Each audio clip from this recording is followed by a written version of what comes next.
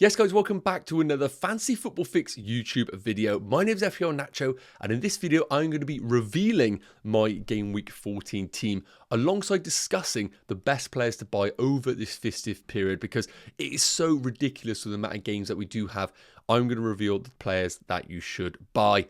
And as always, if you are looking forward to today's video, please do consider dropping a like and of course smashing that subscribe button. We have a lot of content over this busy FPL period and you don't want to miss it. So without further ado, let's get into today's video.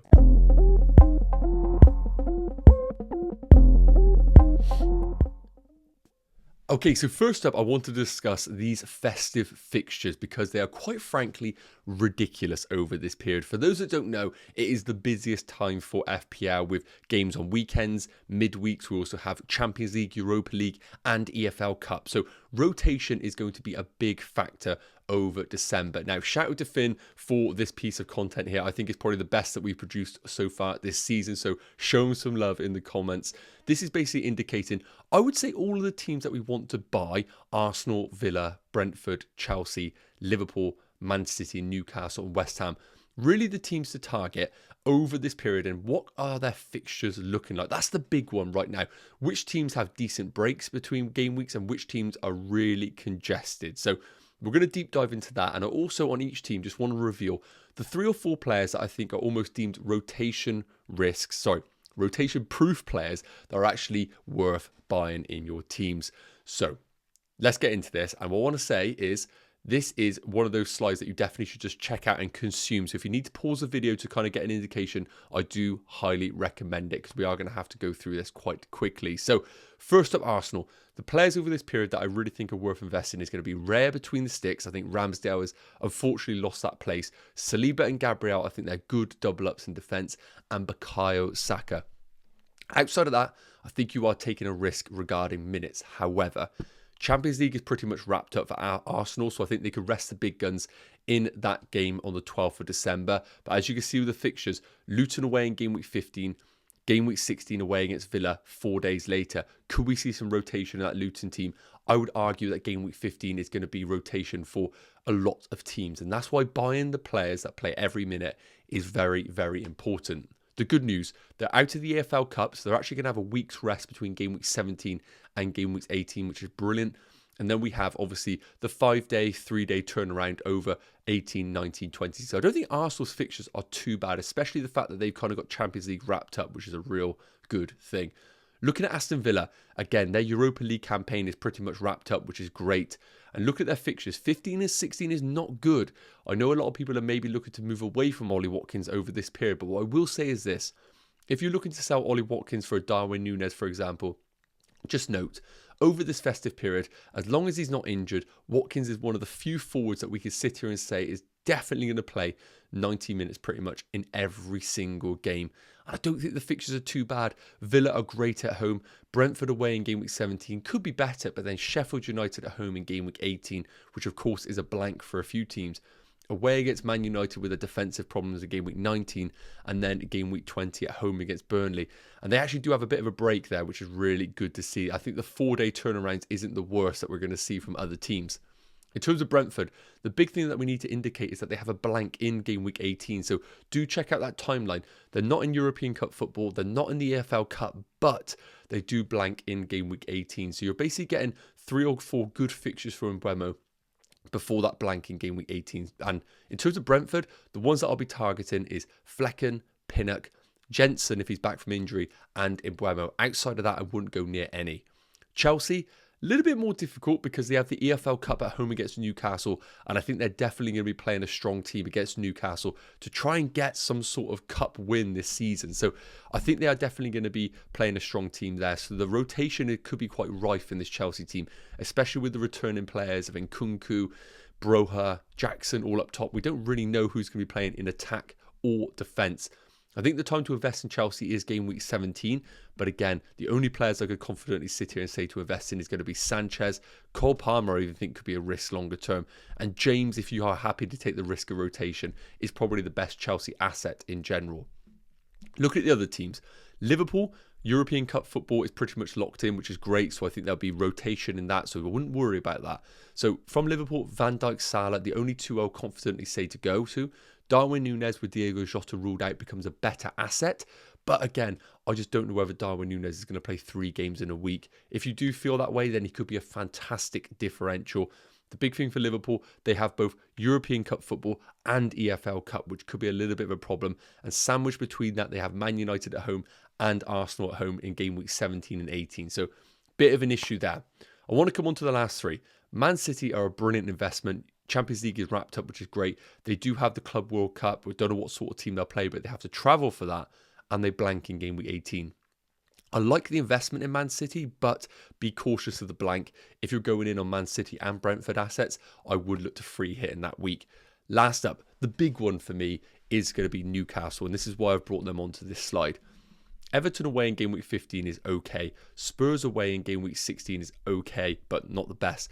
They have a massive game 3 days later in the Champions League at home against Milan, which basically dictates whether they are going to stay or not in the Champions League. That is going to be their sole focus. Then 3 days later, they have game week 17 at home against Fulham. 3 days later after that, they are away against Chelsea in the FL Cup. And then 4 days later, away against Luton before some decent fixtures at home against Nottingham Forest. So they are the busiest by far of all the teams. They're the thinnest in terms of squad depth. And importantly, they have the most to lose with that Champions League fixture. So I think Newcastle are a difficult buy right now. I wouldn't be going there myself. Yes, they could tick over nicely, but they're stretched as it is as a squad. And that Champions League game means that I think they're going to see massive rotation in the Fulham game, or if at least if not rotation, definitely some heavy legs. And I think they'll play a B team in that EFL Cup.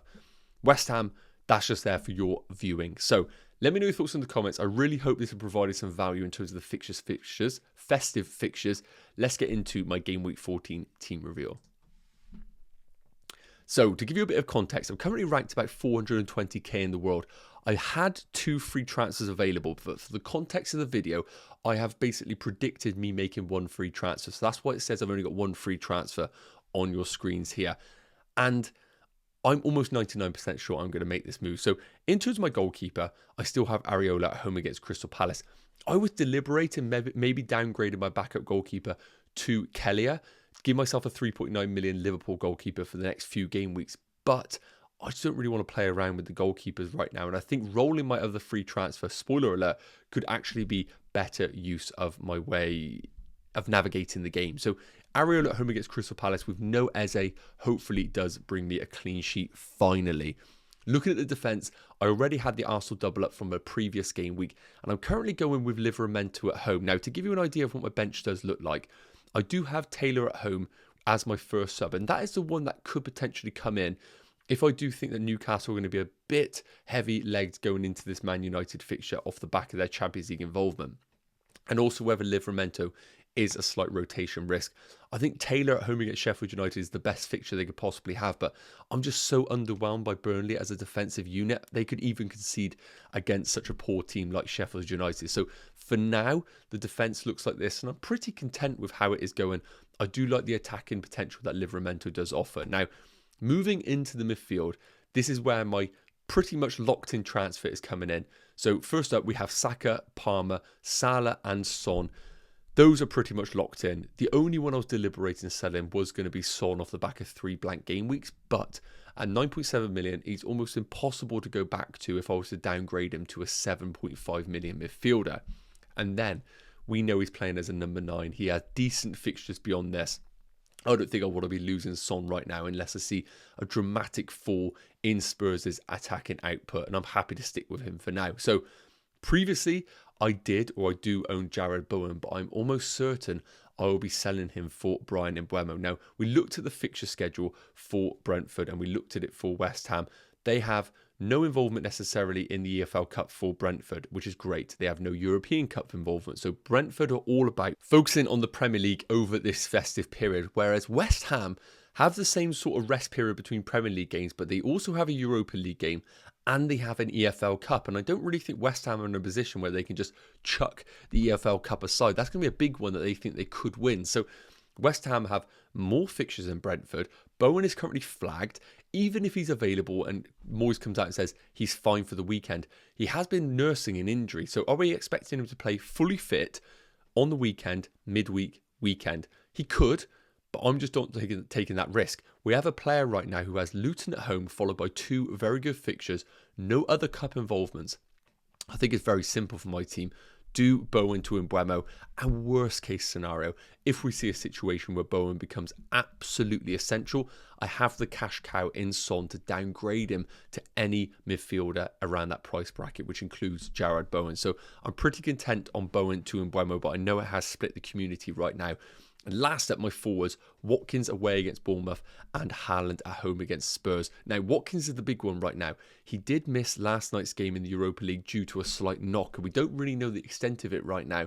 And we're probably not going to know the extent of it. So that's a slight concern, knowing that they have weekend, midweek, weekend. So Unai Emery might look at this away Bournemouth fixture and think, I could rest Watkins for this game, knowing that I need him for the Man City at home game and the Arsenal at home game. And if you're one of those managers and maybe thinks to yourself, this is my opportunity, I'm not at a rank that I'm happy with, to maybe go sideways to a Darwin Núñez, I don't mind it, it's worth noting. But for my personal team, I would have to see a lot in the press conferences or from leaks to suggest I want to sell Watkins. But it is worth noting he does have a slight knock. In terms of captaincy, I'm currently putting it on Erling Haaland. I think with the Spurs injuries right now, they're either going to have centre-backs of Emerson Royale and Davis or Eric Dyer and Davis. I just think Man City are going to have too much of Spurs. I think it could be an open game. I think Spurs could definitely score, but I think this is tailored for an Erling Haaland game. Salah is the vice captaincy. I think he'd do fantastic at home against Fulham, but I'm slightly leaning towards Haaland. And we will come on to the predicted points to show you how close it truly is. But let me know your thoughts on my team in the comment section. So I wanted to indicate about how difficult captaincy is going to be in game week 14, and our predicted points show that. 7.1 predicted points for Mo Salah, 7.1 predicted points for Erling Haaland. It doesn't come much closer than that, and it kind of confirms the fact that those two are the ones to be captaining this week. I wouldn't be looking outside of any of those two unless you're in the unfortunate position of not owning either in your FPL team. So for me, I'm just leaning towards Erling Haaland, but it could easily swing back to Mo Salah if I do get that gut feeling that he is going to go off this weekend. But again, both on penalties, both fantastic FPL options. Outside of those two, I want to touch on the defenders. Trent is actually an amazing differential for the next 3 game weeks, but at 7.9 million, almost impossible to afford in our teams or be able to restructure them.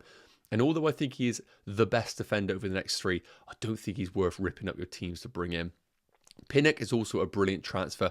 Someone like a Mark Guy, who's coming into some tricky fixtures, is an easy sideways move to Pinnock, but you do need to note they blank in game week 18. And if you start to build a team with Pinnock, Mbeumo, Haaland, maybe even an Alvarez in, you're starting to cater yourself towards a free hit in game week 18. So please do acknowledge that if you are going down that route.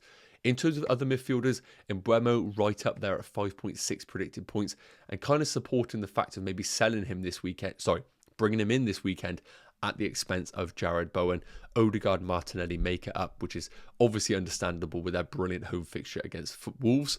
And the forwards, Watkins currently at 5.1 predicted points, but he could fall down if we see the expected minutes decrease with that slight knock. So hopefully that's given you a bit of an idea on the players that are going to be going off this weekend. As always, thank you so much for tuning into today's video. If you haven't already, please do consider dropping a like and smashing that subscribe button. If you haven't already, please do check out the Fantasy Football Fix website.